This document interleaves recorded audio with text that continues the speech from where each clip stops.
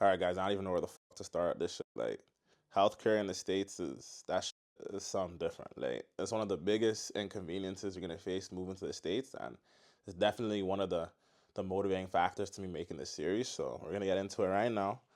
It's confusing as hell. Even people who've been here for years don't really understand how this shit works. So I'm gonna try to break it down for y'all, but this shit annoying as hell, man. That's all I can say. Most countries don't have free healthcare, and I can attest to that. Like, I know it's not a common thing everywhere, but if you're from somewhere like Canada or Poland or some other countries in the EU, you're coming from free healthcare. This is definitely a culture shock to say the least. Or if you're in the States, you just turned 26, now you're off your parents' plan. Like, this is again a video that you probably need to watch. So firstly, you can get a job here. They're paying you 70, 80 bands. On your job offer, on your employment offer, they're gonna tell you, oh, you have full benefits. Our company offers full benefits here, right? That's what's gonna say on your offer. You're gonna think, blessed, like, I don't have to worry about cop and healthcare, I'm good. My company's taking care of it. You're wrong. Basically, let's say your plan costs 7 bills a month. Your employer will take care of maybe 5 bills, maybe 450.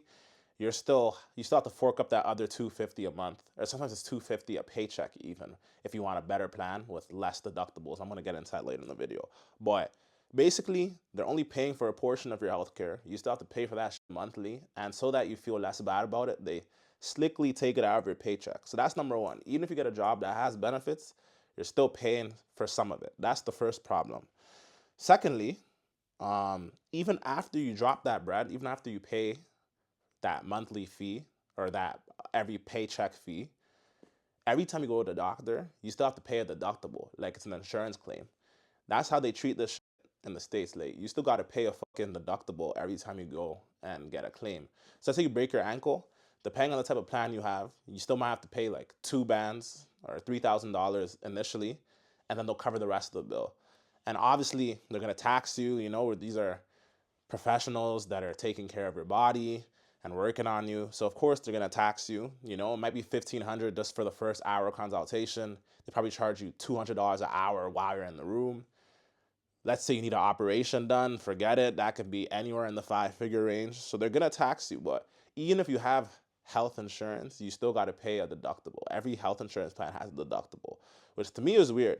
The only thing we had deductibles for in Canada, where I'm from, car insurance, maybe a home insurance claim. Somebody breaks into your crib, they take all your shit, or there's a structural damage to your house. They'll make you pay like 3 racks first, and then you have to drop the rest of the bread. So that's what I'm used to. So it was a little bit of a shock. So let's say you're somebody like me, you're just trying to move out here, you don't have a job with benefits. Now you're paying 700, 800 a month. That's the average rate. You could buy cheaper deals, maybe 400 to 500, but they'll be way higher deductibles to the point where it might not even be worth it. So for a good plan, you're paying 700 to 800, and you still have to pay. There's co-pays where, let's say every time you go to the doctor, you have to pay $30 of it, and they'll cover the rest. So you're still paying every time you go to the doctor, even while paying the $700 to $800. So make sure that's something you keep in mind when we're trying to move here. Make sure you're budgeting another 700 to 800 just on health insurance. Make sure that's something you're thinking about. The next scenario is if you don't have insurance at all.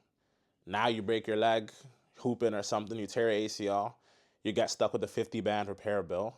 Obviously, most people can't pay that. It goes straight to collections. Guess what happens when it goes to collections? You don't pay after the month.